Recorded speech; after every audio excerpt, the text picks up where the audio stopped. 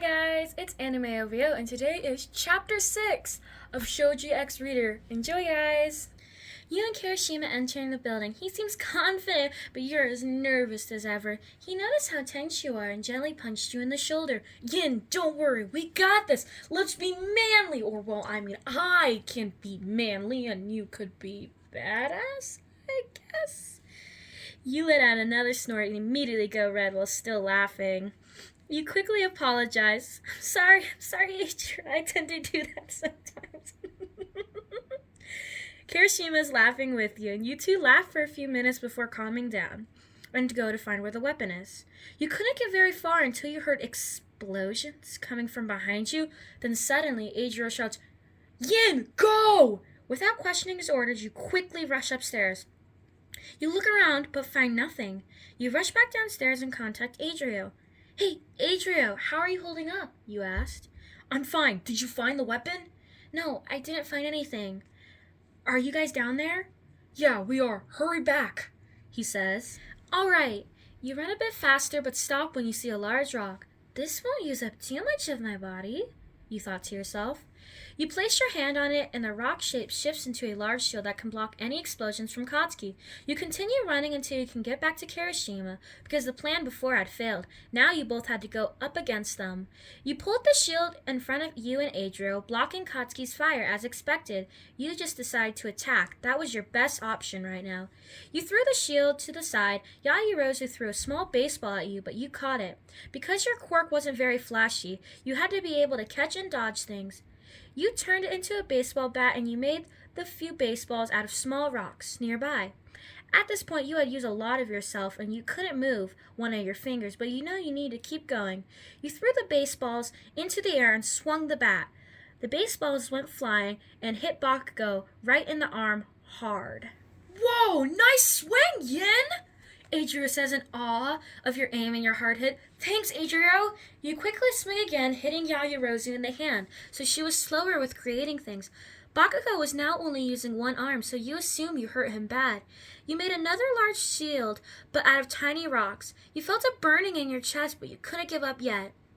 Your fingers were way worse as you explained to Adriel that his stamina was wearing off, which he admitted that he would go find the weapon, while you held them off. You nodded, and he quickly ran off to get the weapon. You tossed the shield aside, and you made a new bat because the other one broke, and a few more baseballs. You continued to swing, some hitting them, some not. You dodged their attacks and kept making shields and baseballs. You swung again, and the baseball hit Yaoyorozu in the head, causing her to stumble over. You grabbed tiny rocks so you could make another shield, but as you began to put your body molecules into it, you screamed in agony, "Damn it!"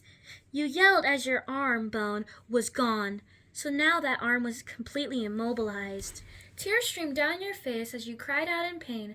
Kirishima yelled worriedly into the mic to you, Yin, what happened? Are you okay, Yin?" "I'm fine," you weakly say. You got up with one arm, but Katsuki pushed you right back down with ease. He was standing over you with a smirk on his face and aimed his gauntlet right at you. You heard All Might yelling through the mic, "Young Bakugo, don't! Stop this match right now! You'll kill her!" Before he pulled the key out, one word slipped out of his lips.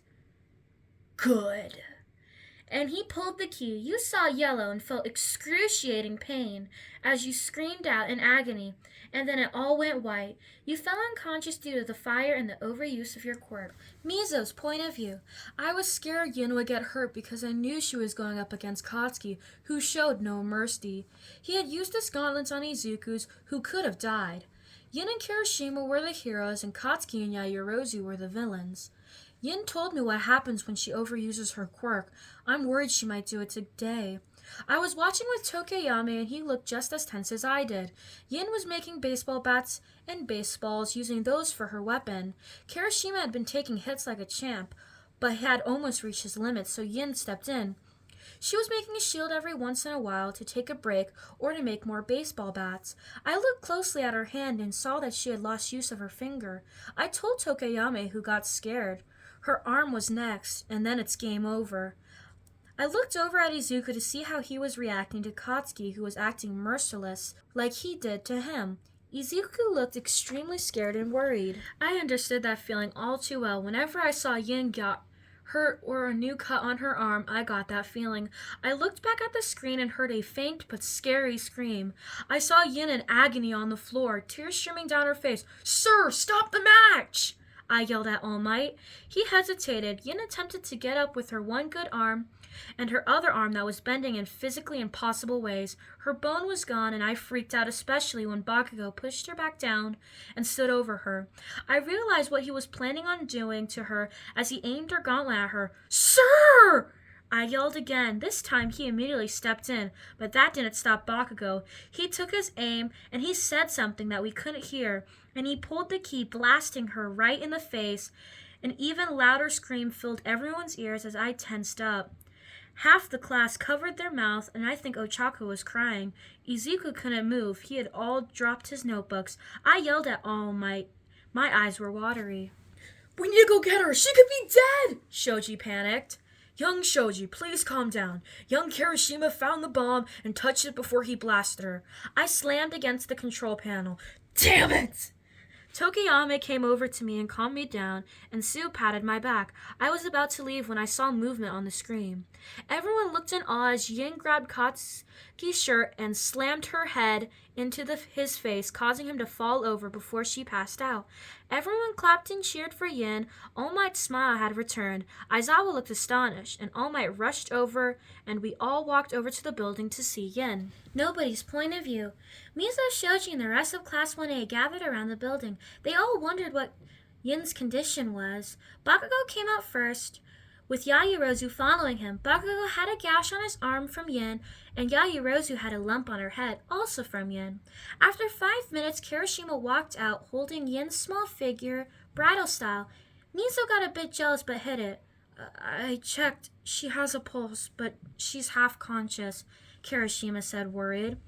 Mizo pushes through the crowd, and Kirishima set Yin on the cement. Yin, can you hear me?" Mizo said, worried.